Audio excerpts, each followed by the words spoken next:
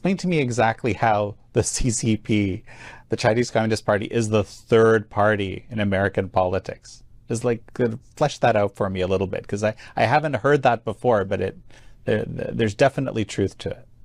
Well, you know, it's funny because Elon Musk said he was going to make the third party. I already believe the third party exists, and that is because we've allowed them to enter into the political dialogue of the United States. What happens is the Democratic Party sees the Republican Party as the enemy, and the Republican Party sees the Democratic Party as the enemy, and the Chinese Communist Party sees them both as the enemy, and their goal is to reinforce the behaviors and beliefs of those two parties, right? So if I can get them to hate each other even more, right?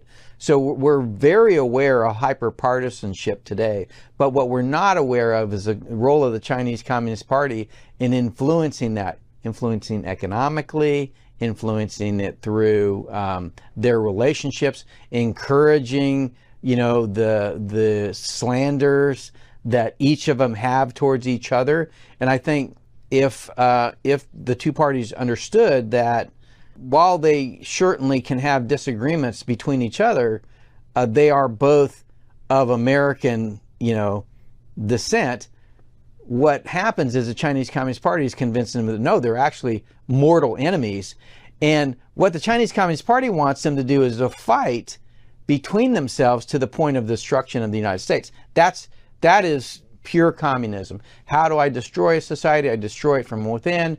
I create distrust. I create division. This is the Chinese Communist Party way. And we built these information systems. We built the university systems. We built our corporate system and financial system in such a way that they were able to get their hooks into that and contribute. You know, politics is downstream of a lot of these things, economics and culture. And the Chinese Communist Party are basically, you know, lobbing things in there. You know, Hollywood. We all acknowledge that the Chinese have an impact in Hollywood, but we don't acknowledge kind of the other things that happen out of their being financially involved with those players. Like, what are the things that are discussed around the dinner table when you have these principles together and the Chinese Communist Party is involved? Typically what you see is a discussion around the failure of the Western society and how it needs to be recast more along the lines of what China's doing. You know, something that may be incredibly astonishing to people. I saw the CCP Select Committee recently, you know, published a little graphic that basically talks about how the Harvard University, the Kennedy School of Government, you know, is supposed to be training the leaders, the future leaders of America, has a partnership with the Chinese Communist Party school that trains the top cadres. And you look at that and you think to yourself, how is that even possible? How did we get to that point? You know, I don't talk about this much. I was a defense attaché in Beijing, and Mike Pillsbury, who writes the 100-Year Marathon, he would always go over and talk to the Chinese Communist Party, you know, which I kind of thought was a little bit odd, but nevertheless, he took me to the headquarters of the Chinese Communist Party in Beijing, and I walk in and they're like, what's he doing here? And what I found out in that meeting is that the Democratic Party and the Republican Party had been having meetings with the Chinese Communist Party in Beijing. And I'm like, what's going on? And the Chinese Communist Party is like, well, you know, after the fall of the Soviet Union, all these communist parties went away, so we felt we had to create outreach with these other parties. And I don't know what happens when the Republican Party is sitting in the Chinese Communist Party headquarters in Beijing, or the Democratic Party is sitting in the Communist Party headquarters of Beijing. But I don't think that they're telling the Democratic Party that the Republican Party is another American party and they should all be unified, right? I mean, the fact that these things are going on horrified me. And this was 2017. Wow, I have not heard this before. I hadn't heard of it either, and I think it's something that the American people aren't aware of. And, you know, it's kind of consistent with, you know, how America does foreign policy. It encourages these people, you know, Chinese would call them people-to-people conversations.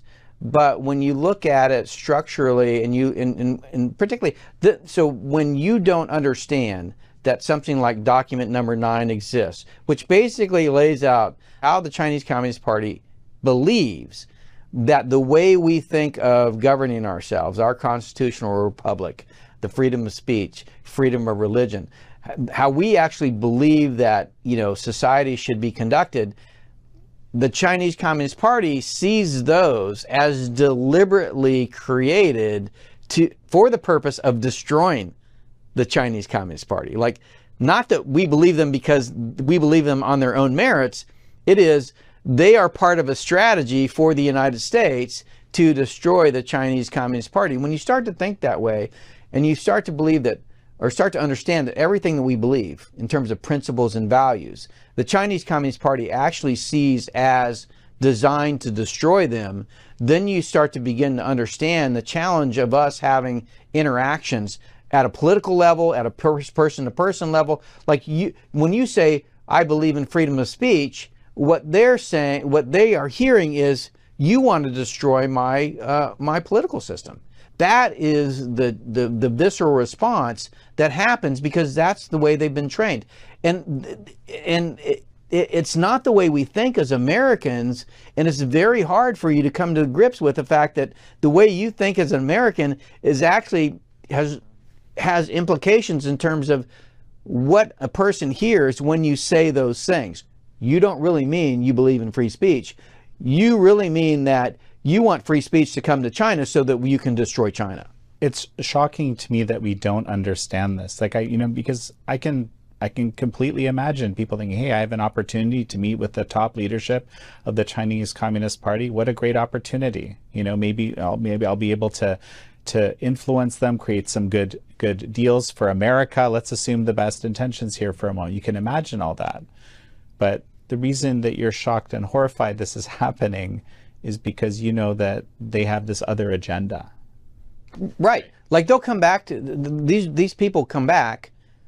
These very senior August people come back, and then they go back to the government and they say, I just had a meeting in China.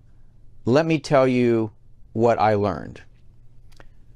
We could probably do a lot better in this trade policy or get this other thing that we want, but we just have to stop talking about the Uyghurs. Like, if we just stop talking about the genocide of the Uyghurs, the Chinese will be much more willing to deal with us, right? And so what the Chinese Communist Party is doing is they're like saying, oh, I'm taking the fact that you're a well-known, well-respected person, I'm revealing something to you because of who you are. And you think, okay, well, maybe we can have a breakthrough in our relationship, in our country-to-country relationship, if we could just not talk about the genocide of the Uyghurs.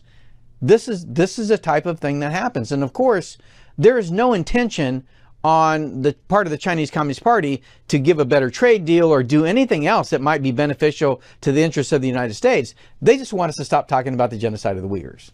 I want to shift gears for a sec before we continue. You know, you were commander of the B-2 bomber group, and this, of course, was used. B-2s were used in this recent strikes on the nuclear facilities in Iran. And I just want to get you to kind of comment a little bit on that, the use of that technology. You know, how it worked. Is it appropriate? I mean, there's a lot of debate around this. If you look at kind of how Western and Eastern, and I'll be very specific, Chinese doctrine with regard to warfare has diverged. Actually, they were never converged, but how they're different. And you kind of look at that in the modern context. I think what you find is the West has become very specialized and precise. In fact, medicine is a good analogy for the military in that sense, right? In the West, we specialize in medicine. You have a heart surgeon, you have a brain surgeon, You have a pediatric doctor. In the East, in China, you have Eastern medicine, which is much more holistic, right? They look at the whole body. They look at how you rest. They look at what you eat. They look at your what job you're doing. It's the same thing in the military. And so that specialization led, I alluded to it, to that comment by Mattis about lethality. And so what do we try to do? We try to apply the least amount of force to the most precise location to minimize casualties. We want to do that in the most efficient and effective way. So we want to get better at killing people and blowing things up to achieve some end.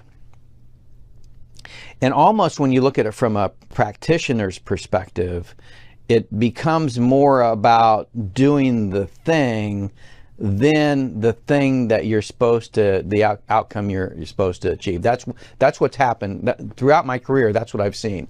We've gotten better and better and better at killing things, or killing people and breaking things.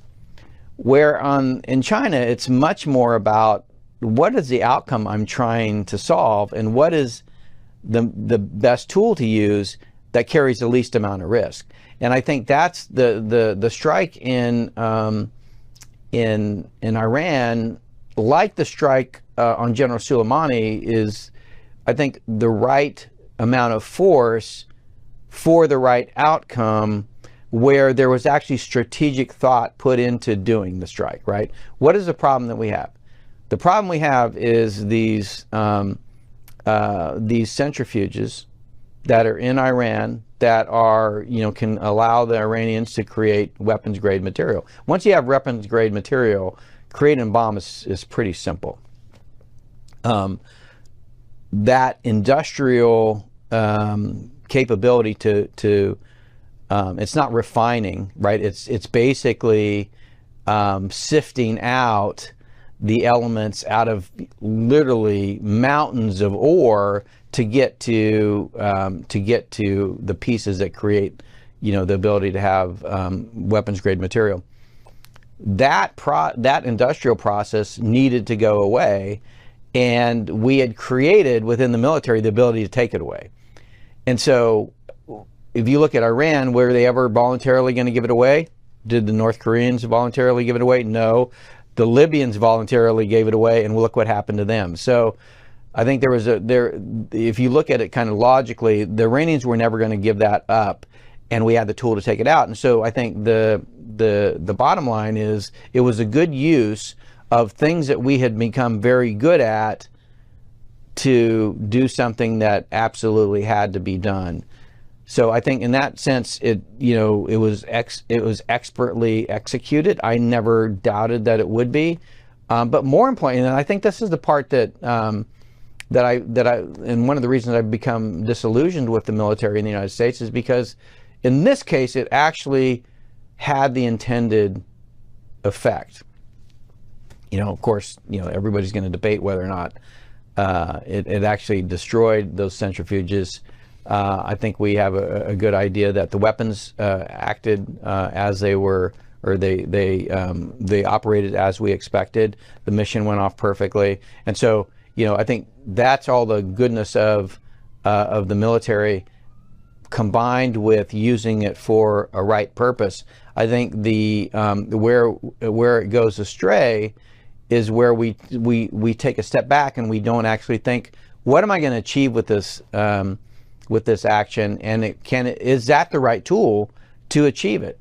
In many cases it's not. It's the wrong tool. And this is where I think the Chinese are absolutely correct, in that many cases things like rare earth magnets are a much more appropriate national security tool than using weapons. And here is where I think we could learn a lesson from them. I have a note here that you have specific thoughts on Top Gun Maverick. Actually, it's my wife that has specific thoughts on Top Gun Maverick, because by the way, I love the movie.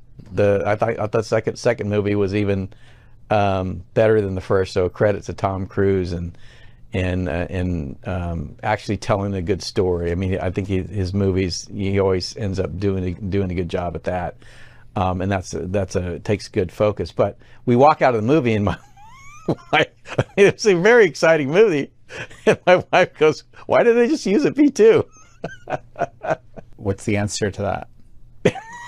It wouldn't have been a good movie. The guy's like drinking coffee as the airplane flies over and the weapon comes out. Like, it's not, you know, I'm being a little bit facetious. It's not that easy, but it certainly didn't require all the theatrics that went into the second Top Gun movie. Final thought as we finish up?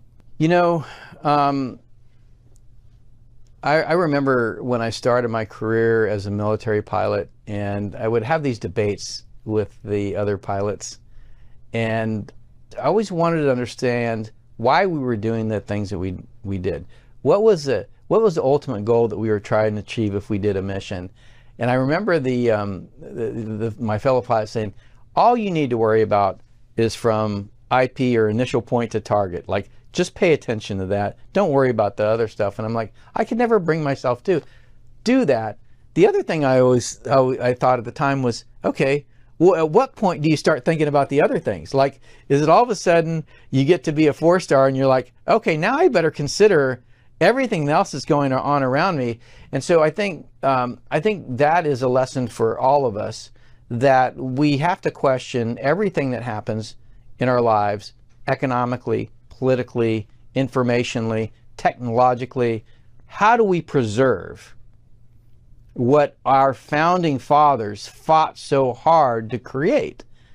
You know, I constantly remember Benjamin Franklin, you know, when he's asked, like, what kind of government do we have? And he said, well, it's a republic if we can keep it.